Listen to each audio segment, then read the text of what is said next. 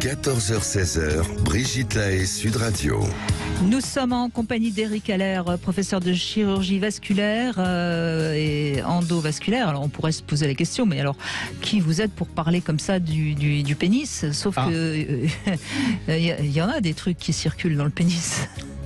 C'est à cause de ça. C'est parce que le pénis est un organe vasculaire. N'est-ce pas?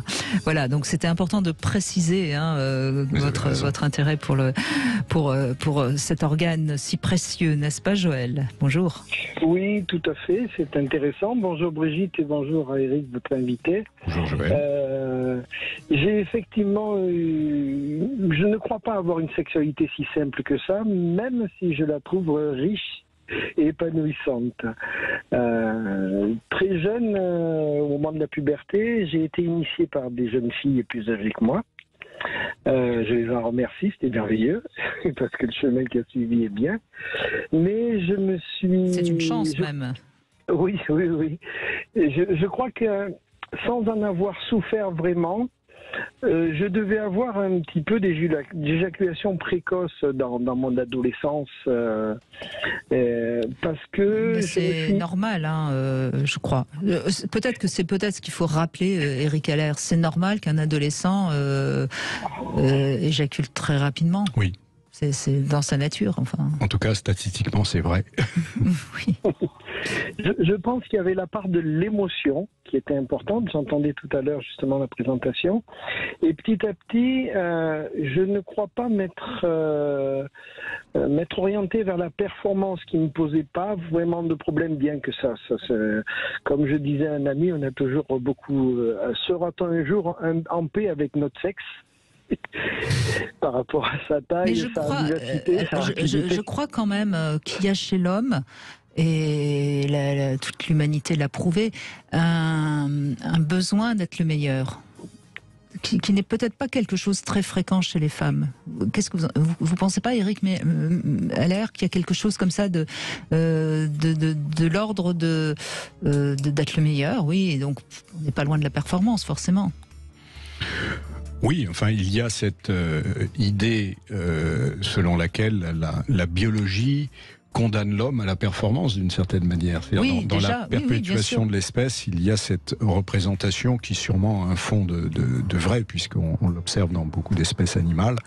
Il faut, pour perpétuer l'espèce, alors c'est très finaliste, mais enfin on peut concevoir que nous soyons déterminés par ça de manière extrêmement profonde. Forcément, oui. C'est le spermatozoïde le plus rapide qui va gagner. C'est ça.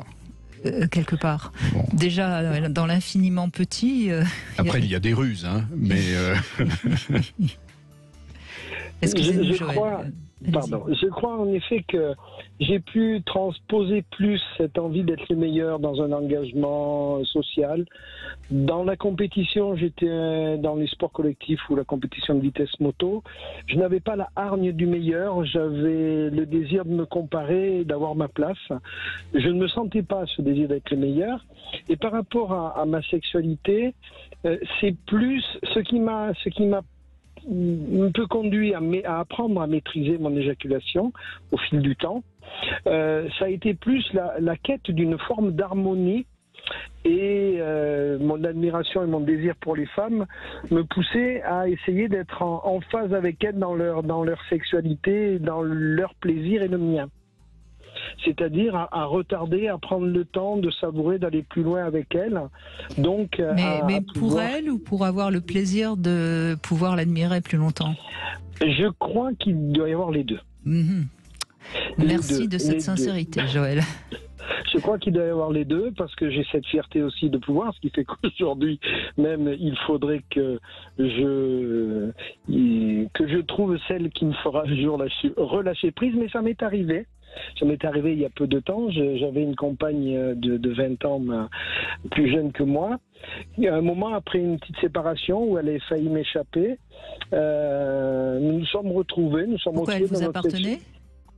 Non, quand je dis m'échapper, c'est tout à fait juste. Quand je dis m'échapper, en plus c'est moi qui l'avais encouragé à vivre une aventure qu'elle désirait. Donc c'est contradictoire avec mes mots.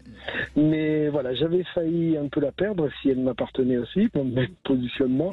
Et quand nous nous sommes retrouvés, effectivement, nous nous sommes retrouvés dans un moment de sexualité et d'amour. Et là, ça n'a pas duré très longtemps, alors que nous avions plaisir à ce qu'ensemble, parce que ça dure longtemps. Il y avait aussi le plaisir de ma vulnérabilité, mais effectivement, c'est ce moment d'éjaculation précoce où j'ai été débordé par l'émotion. Et c'est pour ça que je le mets en lien avec le désir de lâcher prise. Et cette rapidité d'éjaculation, je pouvais aussi la voir avec avec une femme avec qui je ne souhaitais pas que ça dure trop, où je me laissais plus emporter parce qu'il n'y avait plus d'enjeu affectif. Donc là, vous laissiez la pulsion vous emporter. Et là, je laissais la pulsion m'emporter. Voilà, il y avait le lien s'étiolait, le lien affectif s'étiolait, le désir était là, c'était plus la pulsion, et là, je reconnectais avec une plus grande rapidité d'éjaculation. Donc si on en croit le témoignage de Joël, Eric Haller, finalement il y a deux choses qui font qu'un homme va pas tenir son érection et donc éjaculer trop vite. C'est soit parce que la pulsion est trop forte, soit parce que les émotions sont trop fortes. Vous en voyez d'autres de raisons ? Non, ça me semble. Si, j'en vois une qui est extrêmement fréquente, c'est la peur de ne pas maintenir l'érection. C'est-à-dire qu'il y a un rapport entre éjaculation précoce et trouble de l'érection qui, cliniquement, c'est-à-dire quand on parle avec les hommes de leurs problèmes d'érection, même s'ils n'en ont pas conscience, devient évident. Et d'ailleurs, simplement le fait de le manifester, parfois, règle le problème. Et de nombreuses éjaculations précoces se règlent avec des médicaments pour l'érection qui redonne confiance dans le maintien des érections et permet de retarder le temps de l'éjaculation. Donc il y a un lien entre les deux. D'accord. Cela me parle beaucoup aujourd'hui. Bon, maintenant j'ai passé 60 ans, j'ai une sexualité encore très active et parfois effectivement cette crainte vient parfois de ma compagne qui voit mon érection baisser, et c'est moi qui suis rassurant à ce moment-là pour dire ça va revenir, nous allons trouver le chemin, nous allons nourrir le désir ensemble et ça va revenir. Parce que je suis plus inquiet de ça, je sais que ça revient quand je l'active par une vraie circulation de l'échange du désir et D'accord. Voilà, bravo, ça veut dire que vous êtes très en relation avec vos sensations et que vous savez naviguer, si je puis dire, avec.